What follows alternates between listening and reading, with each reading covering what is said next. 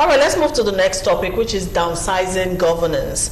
Now, many countries around the world are conscious of not squandering their resources on just a few public or elected officials to the detriment of the larger society, are beginning to cut down, on governance. For instance, Italy had to downsize its parliament, and of course the main party in the coalition government of course were able to see that through, and they were able to save a whopping £1 billion or 897 million 1 billion euro, that's what I wanted to say, or 897 million pounds in 10 years, okay, and that has actually been pumped back into their economy for growth. Also in Africa, Senegal in 2012 scrapped its entire Senate.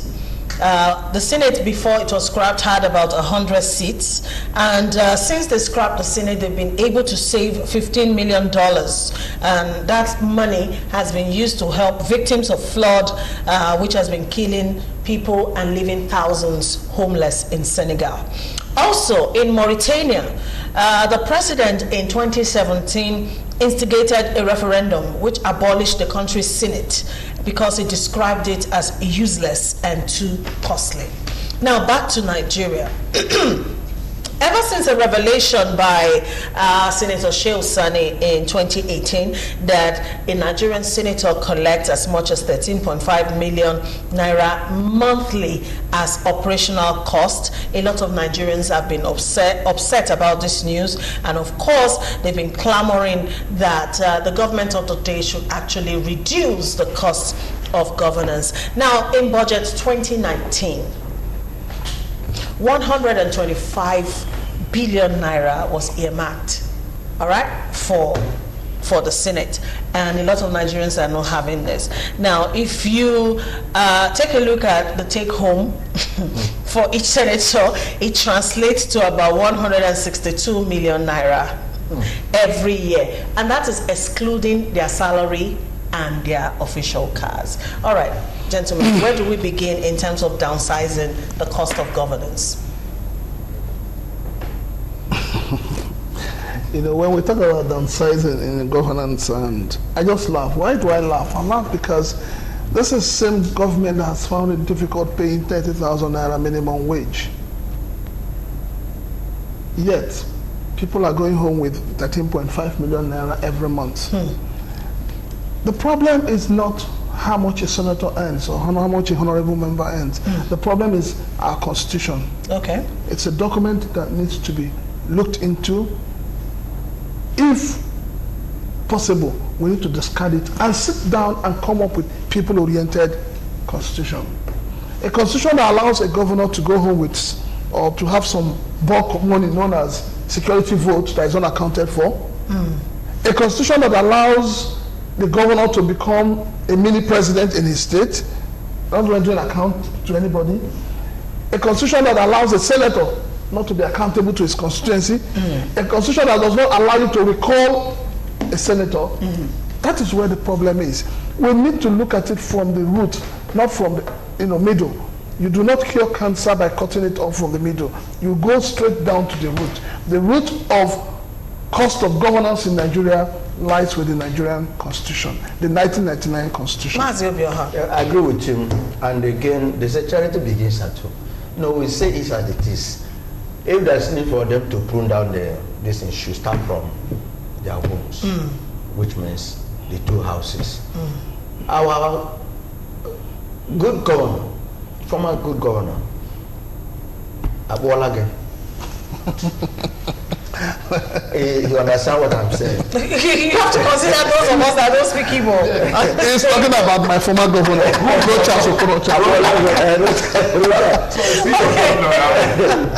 Go ahead. Who said Abuolage is Adem molded you? Okay. He was there about doing all manner of things, things like that. So, building monuments and things like that.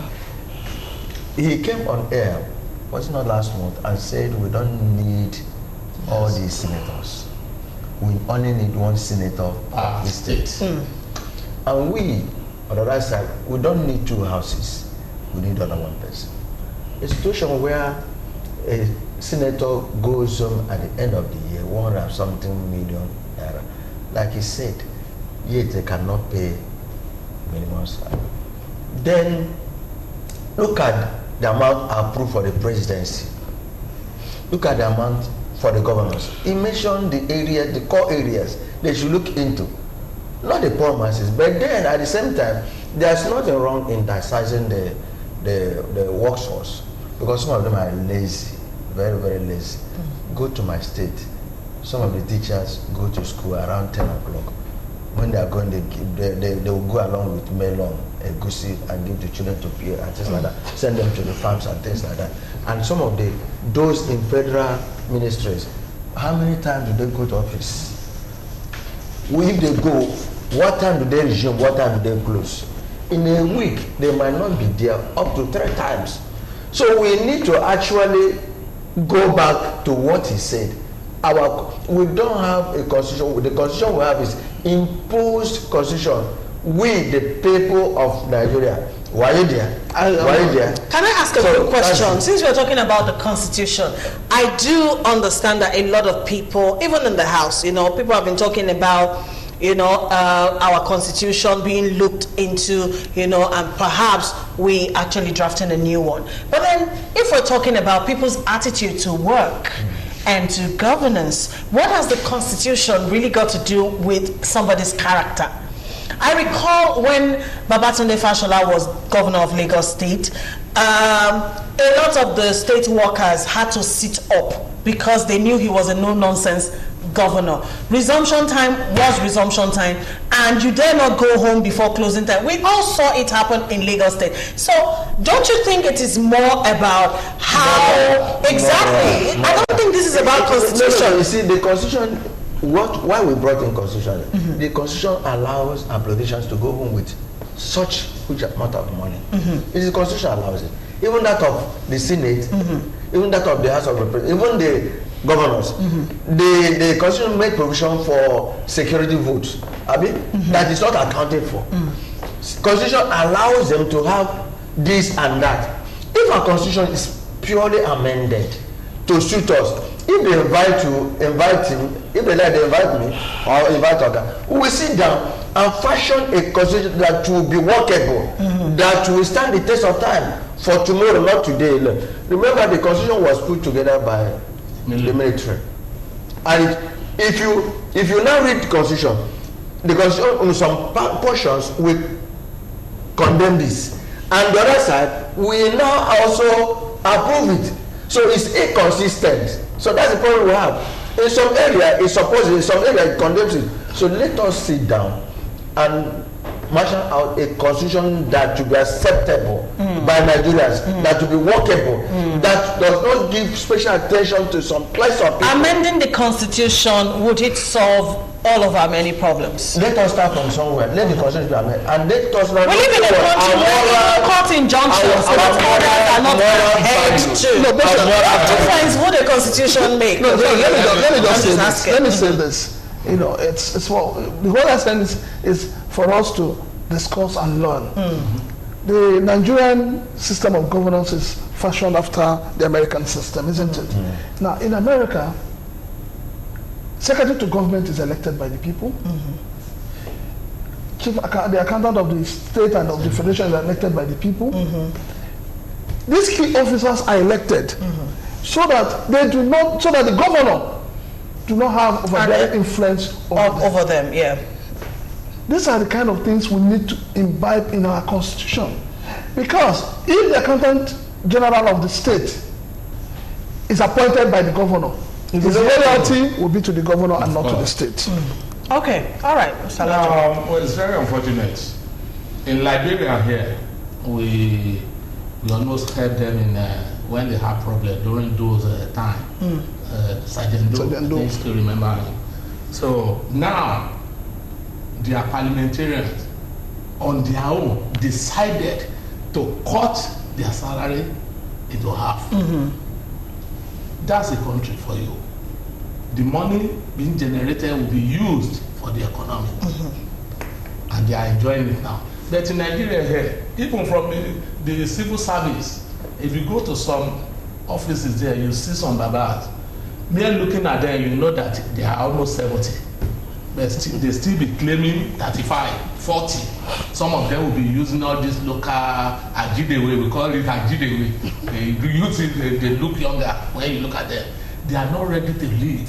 And we are talking about the youth unemployment. Youth unemployment. Exactly. When they don't leave, there cannot be vacancy. I get that. Whenever a politician comes into government, he will recruit his own people. Whether they are qualified or not qualified, he would like to impose his own people in key areas so that where he lives, his bottle will not be open to the populace. It's good as you are talking, but are they going to do it? That's the question. These people, when they are outside, they be talking, I'm a PDP, I'm a member of APC, I'm a member of PDP, but as soon as they go into that house, they unite together because what is good for the goose is always good for the gander. They know the amount they be taking, so there won't be any controversy about one party and another. They are not. They will still do a thing that would not make the populace to know what they are planning. I think understand. They will just come out. They say they sponsor a bill.